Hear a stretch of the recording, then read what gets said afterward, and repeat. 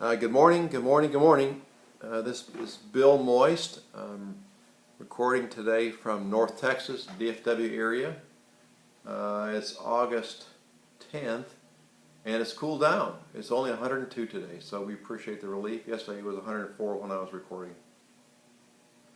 So today we want to discuss the secrets of the millionaire internet marketers. This is part 4 of our series here. And the reason we're taking several days is that trying to break this up into small bites, but this is some great material, and as you can imagine, they have several secrets that they use. So let's go ahead and jump right in today. We've been talking about email marketing, and email marketing is a way to just print money. If you have a list, you can print money on demand. Send them a new offer and just keep on sending offers. Just keep on printing money. So it's a powerful tool to have. And so obviously to do that you need to have a list, or list really is better. So today we'll talk about a couple ideas about how to build your list and then how to test your emails. So one place to get a list is a place called Next, N-E-X-T, Mark, M-A-R-K. They have thousands of mailing lists. That's a good place to start. You can research it on the internet also, but that's the one that we recommend. The best list is always a buyer's list. What that is, that's a list where people actually purchase something. They're much more responsive to buying similar offers. So that's your best list. It's probably more expensive, but it's also probably a more responsive one. E-Sign newsletters are also good. Compiled lists, stay from compiled lists. They're not worth crap. Test buyer's leads. That's a really good one. Hotline buyer leads. So our buyer leads are much more targeted. So let's just talk about a couple things to keep in mind when we're checking out lists. Number one, things to ask the seller: what are your open lists? Needs to be at least 1,000 names on that list. In other words, what's open for me in my offer?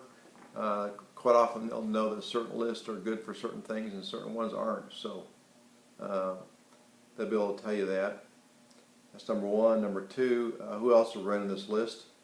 Number three, what is the past click-through rates? In other words, once the offer was made, the email was sent, how many people actually went further to check out the offer? That's a click-through rate.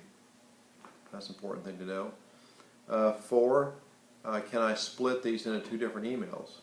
That's helpful, so I can do some testing. We'll talk about that a little bit. Number 5, how long will it take to know what my open rate is? Number 6, it's better to get the info in hours rather than days. 7, always ask for a 20% discount. Okay, now let's assume you have a list and you have an email you want to send out. So let's talk about the variables to test on that email. It's important to remember just test one item at a time, because otherwise you can't measure the results. So here's some important things to test. Number 1, the copy. Number 2, the subject line. Number 3, test different lists. Number 4, if the list is not responsive, get a new list. Number 5, tell stories. Here's a great story about lists and about testing.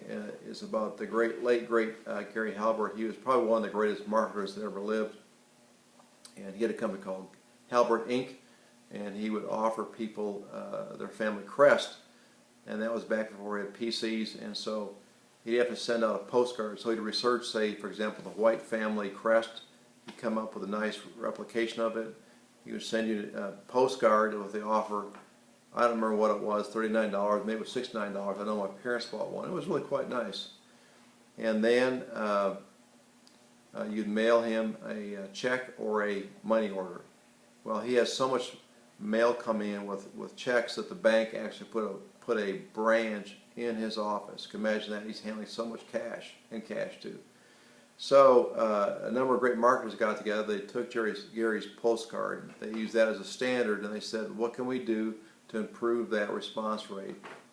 these are the great copywriters of the time. They all went ahead and tried to improve it. None of them could improve it. So Gary was the master. Well, most of us aren't masters yet, and maybe someday we will be, but testing is really important. Number 6, learn to write copy. If you can't, you can always outsource that to others. If your sales are low, use a pre-sale to get people to join.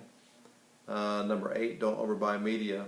You want to be testing and using it before you buy too much. Spend 20, 30, 40% on your business, on your marketing your business. That's the best way to scale your business. Be consistent for at least 180. Number 10, be consistent for at least 180 days. Execute all the time. 11, money is the energy that flows people who create wealth. Hopefully it'll be flowing to you soon. Number 12, ask a list broker for similar lists to mail. And number 13, go outside your original niche. So in the end, the conclusion is all about testing, tweaking, tracking, and then scaling. Once you have success, then throw more money at it. So here's a bonus tip. The self-improvement niche is hot for the make money online crowd. So if you're selling a product online, how to make money online, well, the self-improvement niche is really quite helpful. So if this message was helpful for you, then I would encourage you to like it or share it with others who might also benefit. This is Bill Moist, MSCPA Internet Marketer. If you're serious about your making money online, about internet marketing, then I would encourage you to check out my link here. Link, LINK, prosperity.com/7 blunders, BLUNDERS. Again, that's link, prosperity.com/7 blunders. Until tomorrow, have an awesome day.